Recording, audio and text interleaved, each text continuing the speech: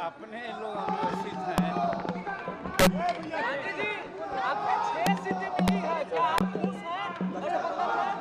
Parliament में हमको एक सीट मिली थी तो हम क्या थे?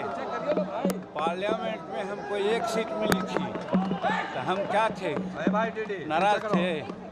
वैसे यहाँ अगर 6 सीट की बात की गई है तो आला कमान का निर्णय है, उसको हम सिरोधार्य करते हैं। चिराग पासवान जी को 29 सीटें मिली है, लेकिन आपको दूसरे को क्या मिली है ये तो हमारे आला कमान समझ सकते हैं, लेकिन ये बात सही है कि हमको जो मिला है हम लोग सब संतुष्ट हैं। हमारे लोग अभी वहाँ प्रेस कॉन्फ्रेंस में जाएंगे। सरकार की कोई शिकायत नहीं है।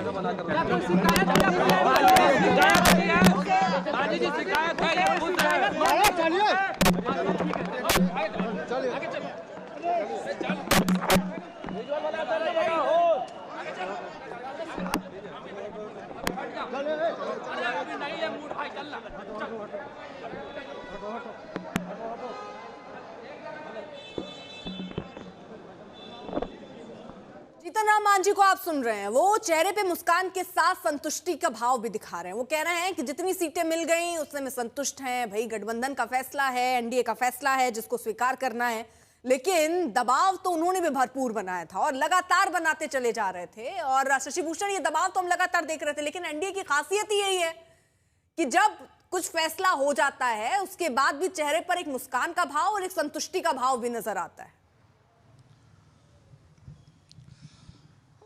देखिए, अभी पहुंचे जीतन राम मांझी पटना, और पटना एयरपोर्ट पर जो उन्होंने पहला रिएक्शन दिया है, उनसे पूछा गया कि क्या आप नाराज हैं। उन्होंने कहा कि लोकसभा चुनाव में उन्हें एक सीट मिली थी, खुद जीतन राम मांझी की सीट जो गया जिस संसदीय क्षेत्र है वहां से वो उम्मीदवार बनाए गए थे, तो उन्होंने कहा कि उनको एक सीट मिली थी लोकसभा चुनाव में, तो क्या वो नाराज थे? मतलब उल्टे सवाल दे दिया मीडिया के सवालों के जवाब में। और इस बात से आप सही बोल रही थी अर्पिता कि बीजेपी जिस तरह से प्लान करती है अपने सहयोगियों के साथ, एनडीए के अंदर जिस तरह से वो पर्दे के पीछे डायलॉग करती है और जब चीजें तय हो जाती हैं एक बार तब वो चीजें बाहर आती हैं, तो इसका बड़ा मैसेज होता है। देखिए, पर्दे के पीछे बहुत मीटिंग्स हुई, लगातार बैठकों का दौर चला। उपेंद्र कुशवाहा के यहाँ जो बैठक चल रही थी, 1 घंटे पहले मेरी बात हो रही थी, हमें यह मैसेज मिला कि एक जो दिनारा सीट है उस सीट पे अड़े हुए हैं उपेंद्र कुशवाहा, लेकिन उस समय विनोद तावड़े वहां पहुंचे और इंफॉर्मेशन जो मुझ तक मिली, ये बताया गया कि ये अंतिम बैठक होगी विनोद तावड़े और उपेंद्र कुशवाहा की, मतलब सीटों के तालमेल को लेकर के, और इसमें बात लगभग बन जानी है।